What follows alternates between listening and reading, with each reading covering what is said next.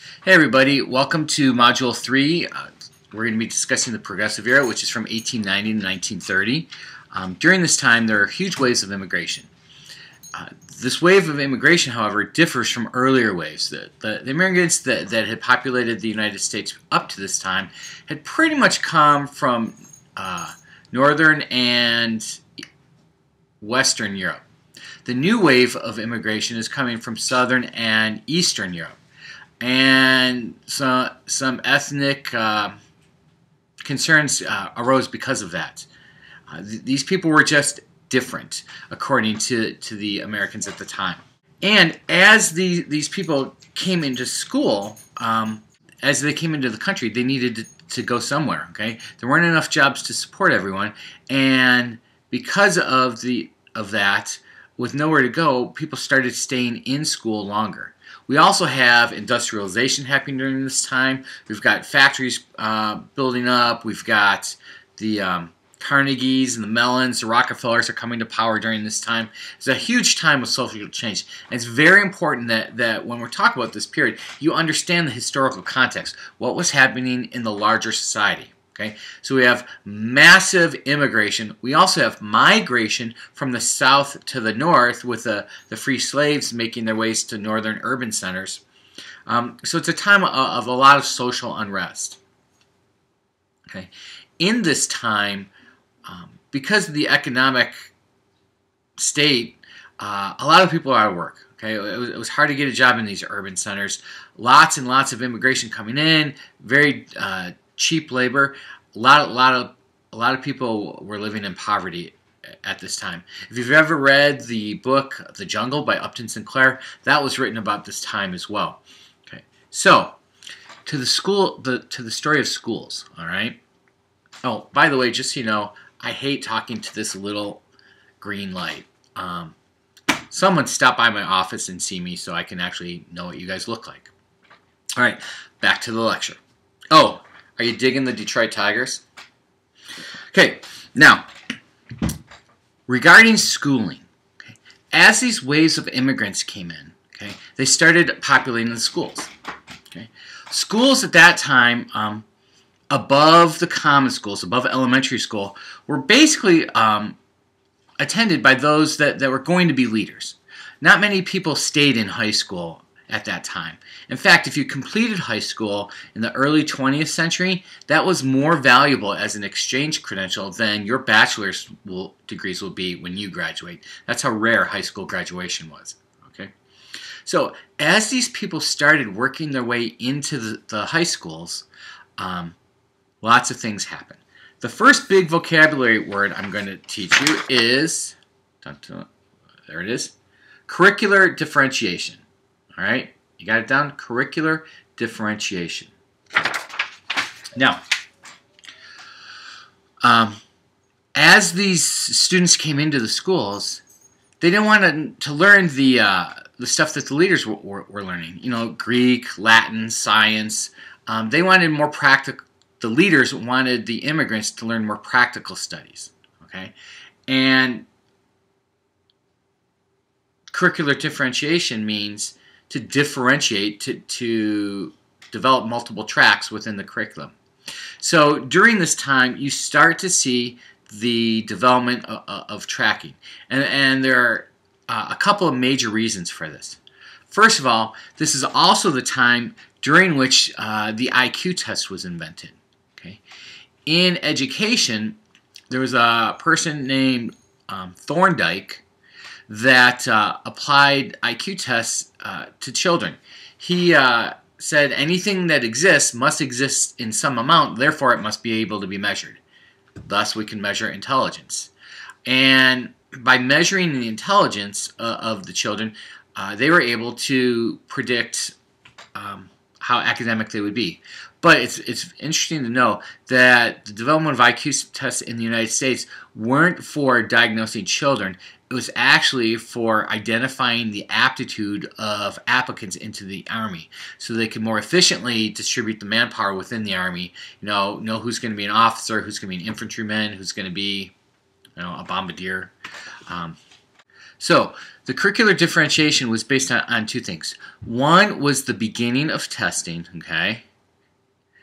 And two was basically the ethnic or the parental background of the children. What educators would do at the time would be look at the children, and if dad was a plumber and mom stayed at home, the children were probably going to be plumbers or homemakers. There wasn't much belief in social mobility.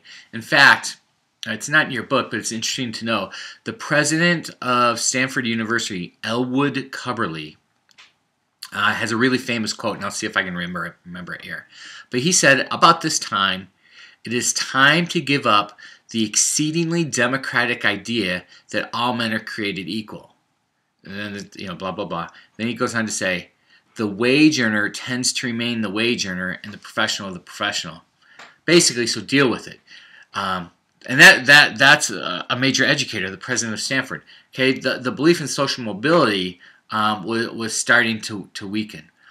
In its place was another major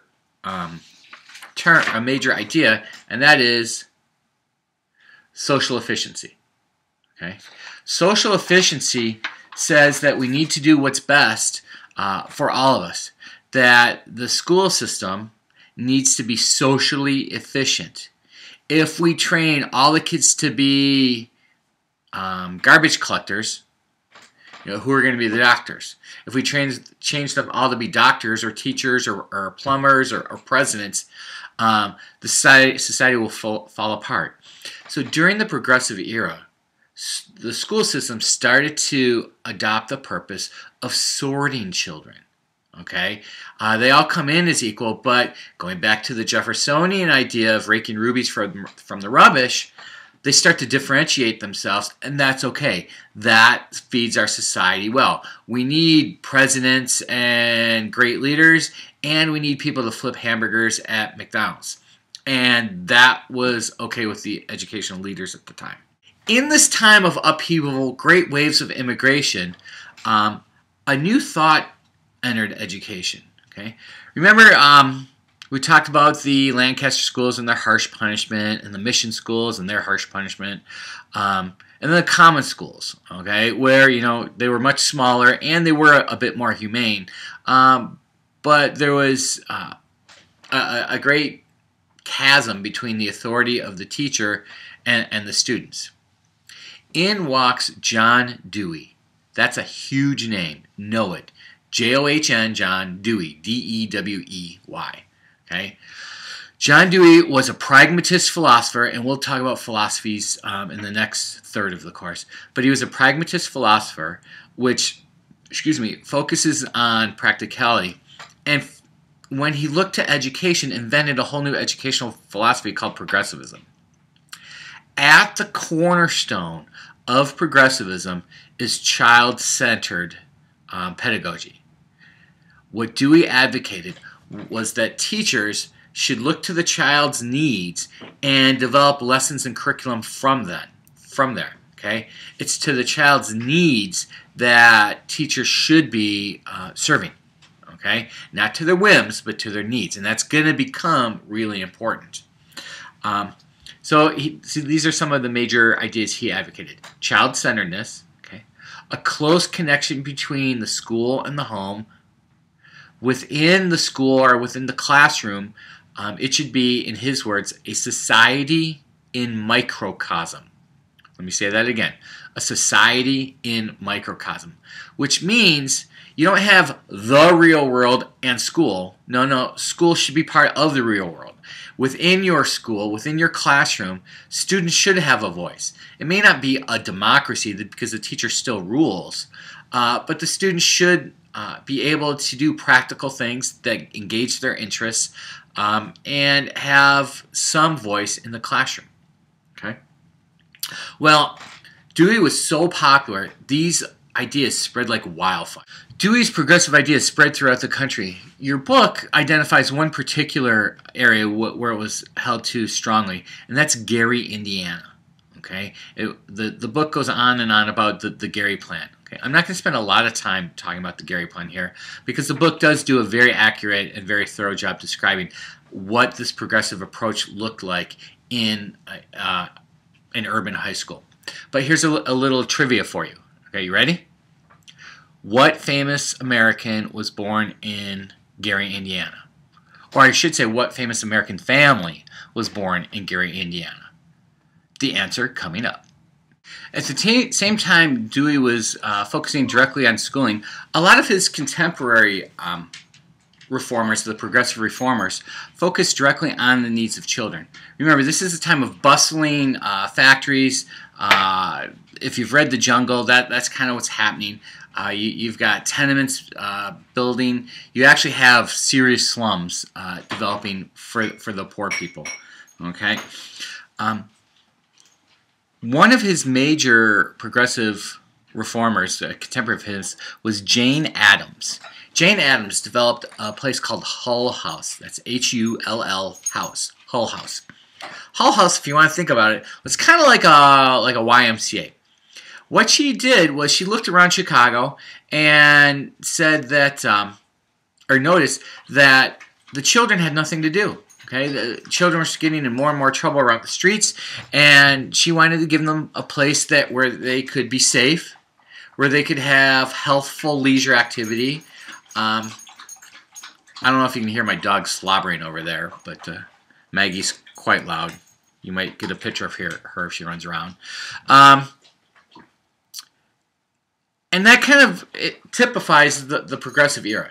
The progressive reformers wanted to make things more humane for children. Okay, one of the major things they advocated for were child labor laws.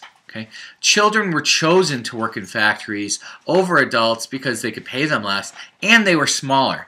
A lot of children were worked to crawl inside of these massive machines in these factories because they were little enough to fit in the spaces to fix whatever needed to be fixed. So the progressive reformers fought terribly for child labor laws.